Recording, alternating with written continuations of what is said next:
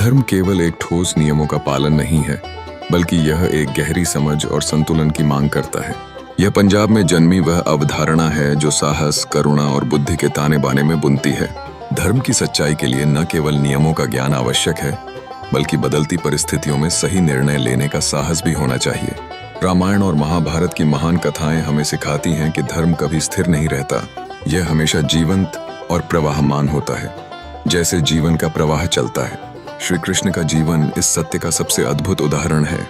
उन्होंने अपनी शिक्षाओं के माध्यम से हमें बताया कि जब नियम न्याय के रास्ते में रुकावट बन जाएं, तो उनका पालन करना भी कभी-कभी अधर्म हो सकता है।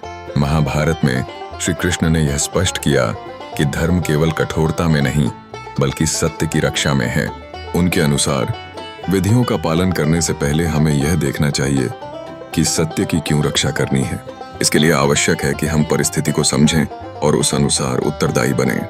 उन्होंने कहा, हर स्थिति में सही क्या है, यह परिस्थिति तय करती है।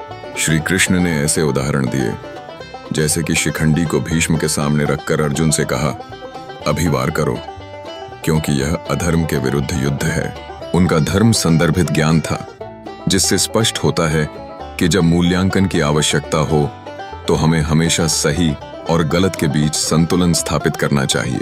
आज जब हम नैतिक संकटों का सामना करते हैं, तो श्री कृष्ण का यह संदेश आज भी हमारे मार्गदर्शन में सहायक होता है। सही वही है जो भीतर की शांति और समाज की भलाई दोनों लाए। यह विचार हमें यह समझाने में मदद करता है कि धर्म का मार्ग कठिन अवश्य है, परंतु यही मार्ग भीतर की शांति और बाहरी संतुलन की ओर भी ले जाता है। धर्म का वास्तविक स्वरूप जीवन की संपूर्णता में विद्यमान है और हमें इसे जीने का साहस दिखाना चाहिए। जैसे मृदु बांसुरी संगीत हमारे मन में शांतिपूर्ण धुन भरता है, वैसे ही सही धर्म का पालन हमें हमारी आंतरिक और बाहरी दोनों दुनिया में संतुलन प्रदान करता है।